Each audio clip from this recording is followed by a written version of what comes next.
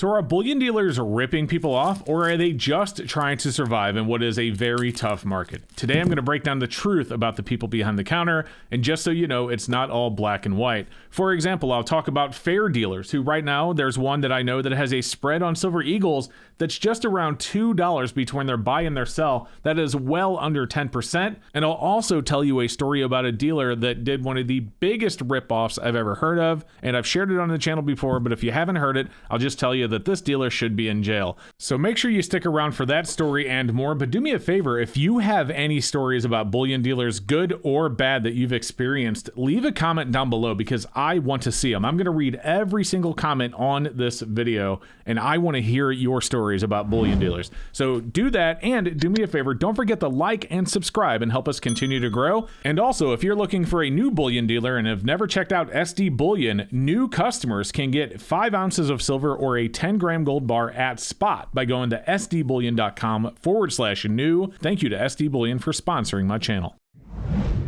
Now keep in mind, this is just a podcast style video, so feel free to minimize the screen and just listen. I won't put anything important on the screen, but this is all just my opinion. And I want to start by saying that most people, I won't say most people, but I think what some people don't understand about dealers is they aren't just middlemen. Like, coin dealers are actually running a business. They have overhead, they have rent, insurance, security, payroll, and I'm sure other expenses as well that I can't even imagine right now. Dealers don't go into work and do this for free. They're not doing it to you as a favor.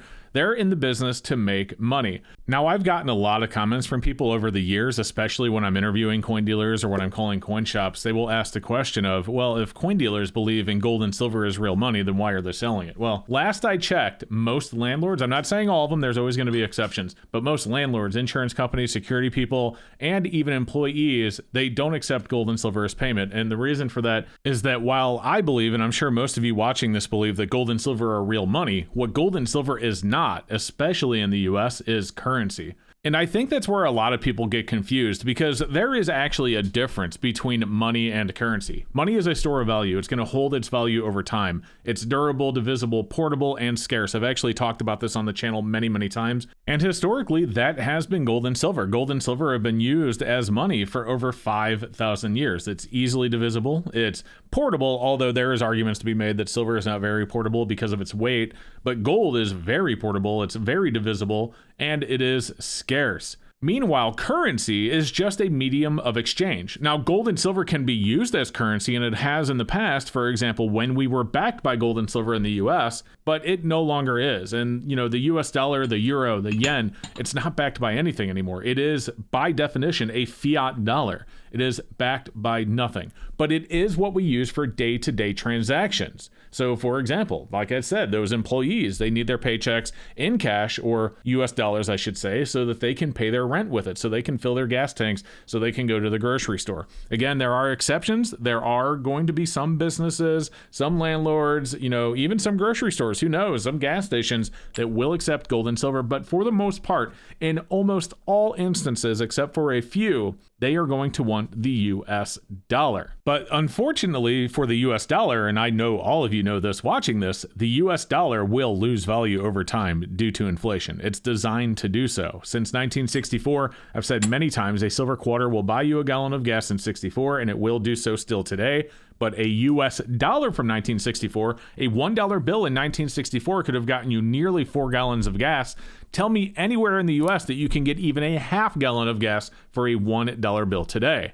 So that goes to show you the difference between currency and money. And that is exactly why those businesses, even bullion dealers, even coin shops, have to work on the US dollar. It's unfortunate, but it's true. Until we get to a point where we can actually spend gold and silver once again, till we get to the point where real money is also being used as currency, those businesses will still need to receive US dollars, and they will still need to profit in US dollars. But another thing to consider when thinking about bullion dealers is that they are actually taking on a real risk. Now, obviously, gold and silver is money. I've just said that, and over the course of a long history, or a long period of time, I should say, they will continue to gain value. At least I believe they will. But in the short term, so for example, as I'm recording this right now, gold is $3,400 an ounce. It was $2,000 an ounce like 2 years ago. So gold is way up there, and there is nothing guaranteeing that gold won't take a massive crash overnight. So you have a business that's buying an asset that does have the potential to lose value overnight, and they have to consider that as well. So that's why you'll see a lot of bullion dealers that will buy inventory, and if they have too much inventory over what they like to keep in stock, I will say, they will move it out as quick as they can. So a lot of bullion dealers will actually work with like wholesalers or other bullion dealers to move excess product because they have to worry about that risk. But even with that, so if you go to a bullion dealer on a Saturday and sell them a bunch of gold, it might drop Monday morning before they even have the chance to move it out. So that is something else that you have to consider when you're running a bullion shop that they have to deal with. You know, for me and you, when we buy our gold and silver, if, you know, well, maybe for me, I know I'm not everybody, but when I buy, you know, a kilo silver bar, if it drops on Monday, I don't care that much because I didn't buy it with the intent to turn around to resell it right away anyway. But bullion dealers don't necessarily have that luxury. And when they're buying bullion across the counter at your demand, even in a market where more people are selling than buying, they have to consider that. They have to consider that they might actually take a loss before they get a chance to move it. Okay, so we've established that, you know, bullion dealers need to make money. And I do apologize about going on that topic for so long, but this is a podcast and sometimes I just talk. That being said, that does not give bullion dealers the right to be shady or to rip people off. And I'm going to tell you one of the worst stories I've ever heard in just a second. But first, let me tell you a good one.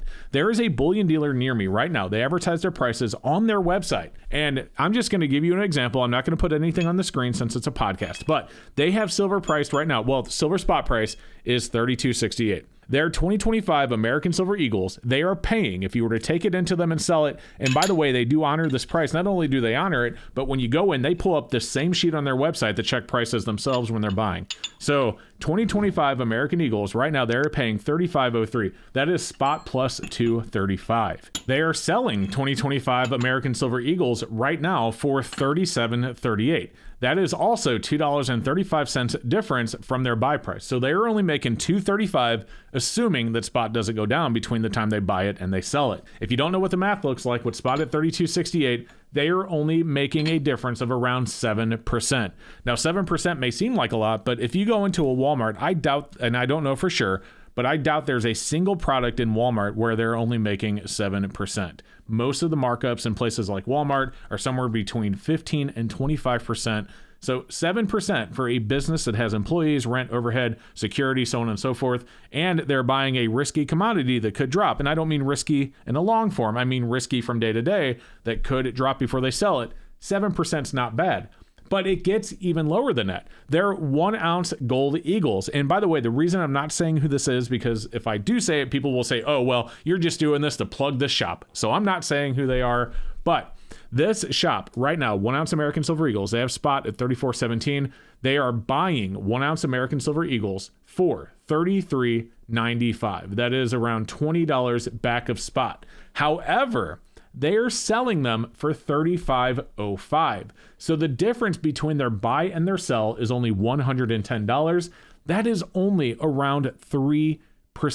That means if gold drops just a couple $100, or not even a couple $100, if it drops $110, they're breaking even. If it drops $120, they are losing money. And gold can easily drop $100 in one day very, very quickly. So that is an example of a good shop. And I'm going to tell you some things that you should look for to make sure that your shop is good, because maybe not all shops can do this well. Some shops are slower and they can't be this tight. I totally understand that. But I will tell you things to look for with shops that let you know if they're being honest or being shady. Now, here is an example of a shady shop, and this is third-party information. This comes from someone I know who literally witnessed this, and it still kind of boils my blood to this day. If you've been a watcher of the channel for any amount of time, you've probably heard this story before. And I might be telling it a little bit off because you know how things get fuzzy in your head over time. But essentially what happened, he was in one of those gold buyer shops, like the ones that, you know, advertised, especially back in 2011, 2012, when gold was running up, that we buy gold, but sell us your jewelry, sell us your old gold, sell us your broken jewelry. Well, this lady had this bucket, and I don't know how big the bucket was, but he said bucket, of what he said were definitely 90% silver coins. You know what they look like. You can see the edges. I mean, even from far away, you can tell if it's all 90% or if it's a bunch of modern silver. There is a color difference. So anyway, she gets one of the employees to help her bring in this bucket of coins from the car. So he walks it in and puts it up on the counter, and she tells him that her husband, her late husband, by the way, who had just recently passed, had been saving these for years so that she would have them if she ever needed them for a rainy day or whatever. And she wanted to know what they were worth and sell them. The guy looks at it and tells her that unfortunately, these are just coins. He must have been saving them, saving his pocket change, and they're only worth their face value. Then he offers to put them through his machine and count them up and give her the cash so that she doesn't have to walk around with this heavy bucket of coins. Yes, I did not witness it myself, but I believe the story 100% from the person who told it to me, and it still boils my blood to this day. And I'm sure it does you, so let me know if that story upsets you as much as it does me, but that's not the only one. There's been things like fake buyback offers, so I've done coin shop call videos, and I've called shops, and I know most of them are being honest, but I'm sure some of them have said, numbers that they wouldn't honor if you actually walked into the shop. I'm not going to pretend that that doesn't happen. There's dealers that have knowingly sold cleaned coins as BU, like they'll clean them themselves and they'll put them in a 2x2 and mark them as BU.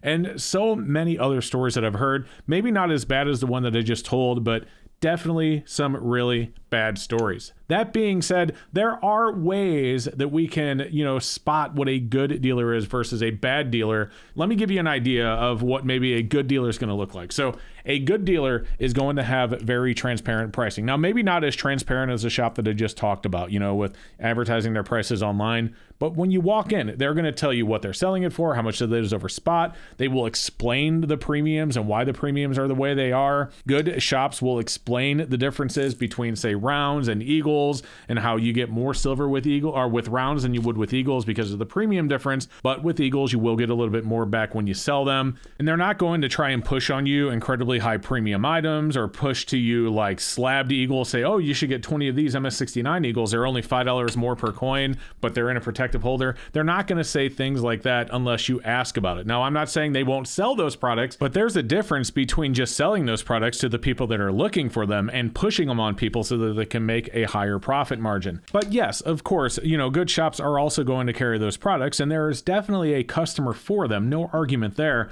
But if someone is coming in to get, a 10-ounce silver bar, a good shop's not going to try and push them into 10 slab silver eagles, costing them way more money just to make a higher margin, like I said. And the same can be said when going to sell your gold or silver to a good coin shop. A good coin shop is not going to show resistance or get upset at you for asking what they're selling something for when you're selling them that item. So for example, if I walk into a good coin shop and I want to sell them a 10-ounce bar and they say, all right, we'll pay you $310, they're not going to get upset or embarrassed to tell you that they're selling that same bar for $340 or $350 or whatever it may be. I don't know what the spreads are going to be, but my point is they are confident in their buy and sell prices and are not afraid to share both of them with somebody, whether they're buying or selling from them. A bad shop, on the other hand, if you walk into a shop and with a 10-ounce bar and they say, we'll give you $250. And then you say, oh, well, what are you selling it for? They'll probably get upset at you and not want to tell you that they're selling it for $350. A bad coin shop is not going to want to have other customers in the store when they're buying from you. And the reason for that is they don't want other people to see how bad they're ripping off their customers when they're buying product from them. They don't want witnesses to see them taking advantage of somebody else. So a bad coin shop, this is not a good coin shop. A good coin shop doesn't care. A good coin shop is happy to have other people in the shop with them because that's more security. And keep in mind, that's not to say that they won't offer privacy. Sometimes customers do not want other people to see what they're selling or what they have, and I totally understand that. But the difference is that a bad shop will specifically want to make sure that no one else sees what's going on, whereas a good shop will offer that. They will offer to do it privately. They will offer to maybe take you somewhere where no one else is watching, or offer you a time where you can just do it between you and them so that no one else sees.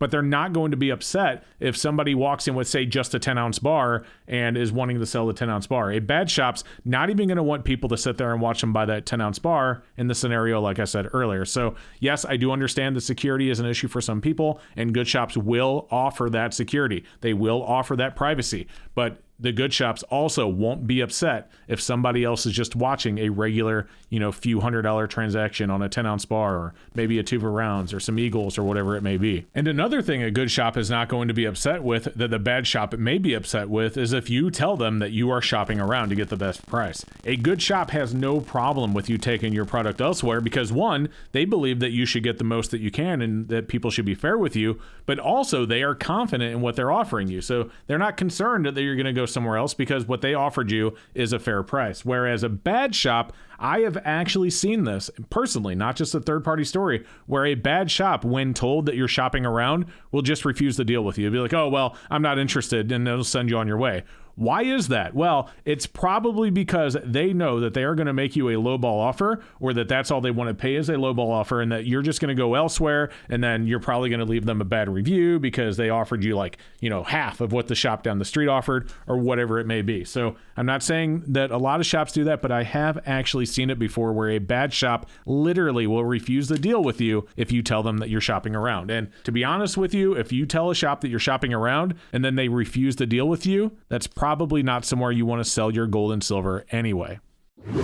So my final thoughts here are that I believe that most, definitely not all, but most bullion dealers are just trying to make an honest living in a very tight margin business. That being said, there are definitely some bad apples out there, some shady dealers that will not hesitate to take advantage when they have the opportunity to do so. And what you can do to avoid that is just make sure that you are informed and that you know what's going on in the market and that you take the time to shop around and research so that when you go to a dealer, you will know if you're being taken advantage of, or if you might be, or if you should definitely go somewhere else. And to be honest with you, I think even with good dealers, you should always take the time to shop around because you never know if another dealer could do even better than your good one. And I think if we all did that, if every one of us did that, the market would work itself out and the bad dealers would have to either become good dealers and be more fair with their customers, or they would just go out of business. And I certainly don't want somebody to go out of business or lose their job. I'm not saying that at all. What I am saying is that I want all dealers to be fair, not just a lot of them. I want them all to be fair. So